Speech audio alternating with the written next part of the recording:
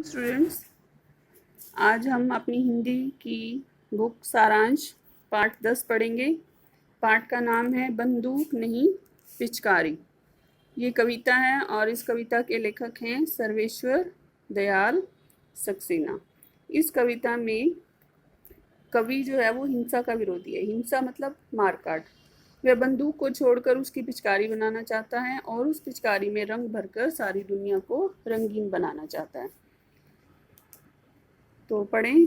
अगर कहीं मिलती बंदूक उसको मैं करता दो टूक, नली निकाल बना पिचकारी रंग देता यह दुनिया सारी। इसमें कवि कह रहा है कि अगर उसको कहीं से कोई बंदूक मिलती है तो उसको मैं करता दो टूक, उसके दो टुकड़े करता, उसकी नली को निकाल देता और उसकी पिचकारी बना देता। उस पिचकारी में रंग भरकर पूरी दुनिया को रंग बिरंगी बना देता।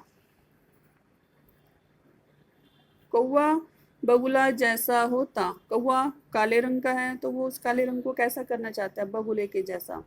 और बगुला होता मोर, और बगुला मोर वो इमेजिन कर रहा है कि काश अगर मैं ऐसे रंग देता तो कौवा बगुला जैसा हो जाता और बगुला मोर जैसा हो जाता। लाल लाल हो जाते तोते, तोतों का रंग लाल हो जाता।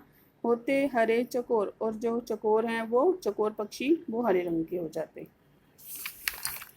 बत्तख नीली नीली होती, पीले पीले बाज, एक दूसरे का मैं फौरन रंग बदलता आज। वो कह रहे हैं कि बत्तख नीले रंग की होती और बाज पीले रंग की, और मैं एक दूसरे का रंग उनका चेंज कर देता। फौरन मीन्स जल्द। फिर जंगल के बीच खड़ा हो ऊंचे स्वर में गाता, जन गण मन अधिनायक जय हे भारत भाग्य विधाता। फिर वो सोच रहा है कि जंगल के बीच में खड़ा होकर ऊंचे ऊंचे स्वर में अपना राष्ट्रीय गान जन गण मन अधिनायक जय है, इस तरह से वो पोजीशन में खड़ा होकर इमेजिन कर रहा है कि अगर सारी दुनिया रंग बिरंगी हो जाती तो मैं जंगल के बीच में खड़ा होकर ये लाइंस को रिपीट करता, वहाँ पर खड़ा होकर राष्ट्रीय गान गाता।